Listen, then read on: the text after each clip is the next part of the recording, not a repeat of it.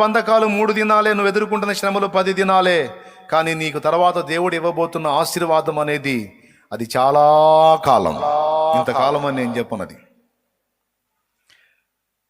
యేసయ్య నీ కృప తలంచగానే నా శ్రమలు శ్రమలుగా.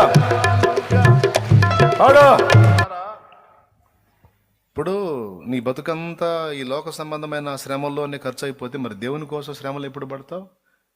కాబట్టి నీకు అట్లా ఉండదు. దేవుని కోసం శ్రమ పడే ఛాన్స్ కూడా ఇస్తాడు. ఇవ్వకపోతే మరి బహుమానం ఎట్ట రేపు? నువ్వు అడగొచ్చు, ఏమయ్యా అన్నీ నా బతుకంతా ఈ శరీర సంబంధమైన శ్రమలోనే ఖర్చు అయిపోతే శరీర సంబంధంగా నేను శ్రమ పడితే నాకు బహుమానం ఇస్తూ ఉంటాయా? నువ్వు నీకోసం శ్రమ పడినప్పుడు కదా, నీకోసం కష్టపడ్డప్పుడు కదా, నీకోసం మాట పడ్డప్పుడు కదా నాకు బహుమానం.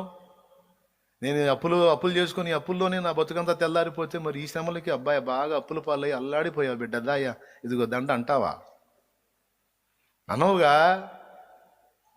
అబ్బాయి 10 మంది పిల్లల్ని కానీ భలే అల్లాడేవు నాయన బిడ్డ, దా 10 మందిని కన్నా వీరుడు అని చెప్పి నాకేం బహుమానం ఇస్తాయింది. గయాళి భార్యం చేసుకొని భలే బాధలు పడ్డావు అబ్బాయి, దా యదా అని అంటావా? అమ్మా తాగుబోతుని పెట్టుకుని భలే బాధలు అనుభవించావు తల్లి, బంగారు తల్లి దామ్మ అంట. వాటికి నాకు బహుమానం ఎక్కడ ఉంటుంది ప్రభువా? ఆ శ్రమ కాదు, నీ నిమిత్తం శ్రమ పడతాను చూడు, నశించిపోతున్న ఆత్మల కోసం కష్టపడతాను చూడు, నీ పరిచర్య కోసం శ్రమ పడతాను చూడు, నీ పని కోసం పరిచర్య కోసం మాట పడతాను చూడు, దూషణ పడతాను చూడు, నీ నిమిత్తం అప్పు అవుతాను చూడు, నీ నిమిత్తం దెబ్బలు తింటాను చూడు, నీ నిమిత్తం దూషణ పొందుతాను చూడు, నీ నిమిత్తం రక్తం గారుస్తాను, అప్పుడు దానికి బహుమానం.